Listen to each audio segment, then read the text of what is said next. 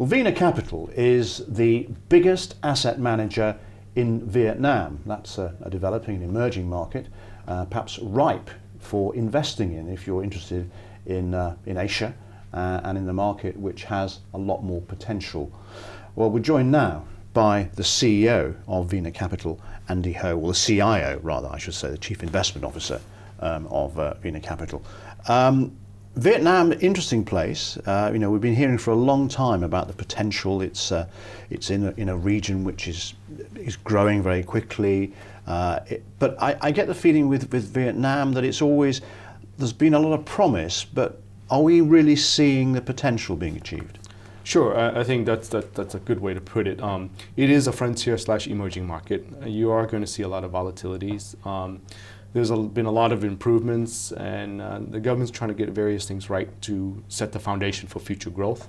At the moment, we're looking at GDP growth between 6 to 7% per annum. Interest rates and inflations have come down to a very low level. In fact, inflation for the first part of the year is about 1%. So therefore, interest rates have been quite low.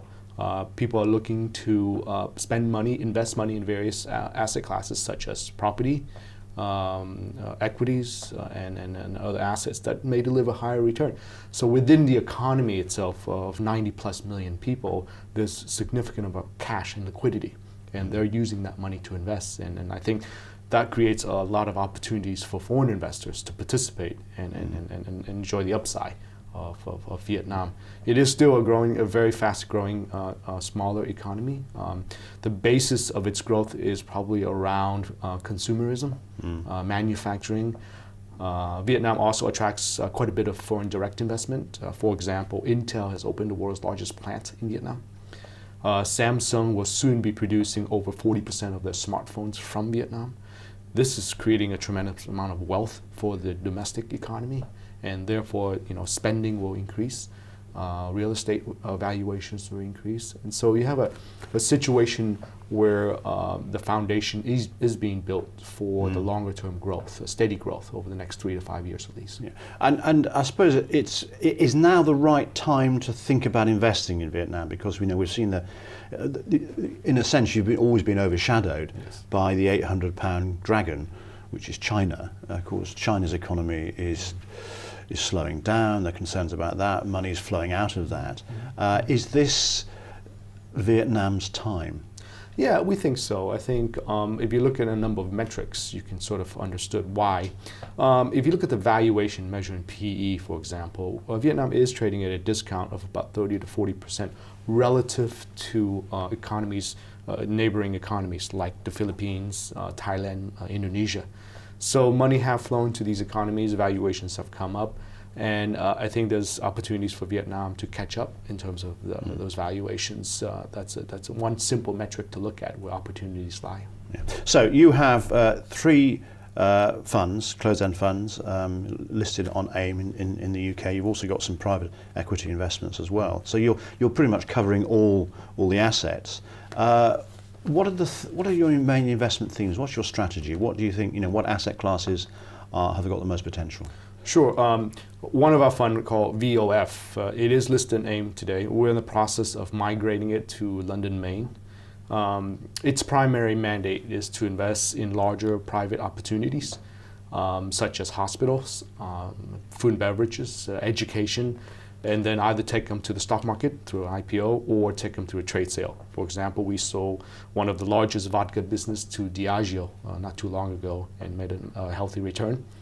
The return is given back to our shareholders of VOF. We have been able to give back roughly $60 million on the average per annum over the last 4 years through a share buyback program. The other fund is... that's in lieu of a dividend? In lieu of a dividend. It's more tax efficient for various investors around the world.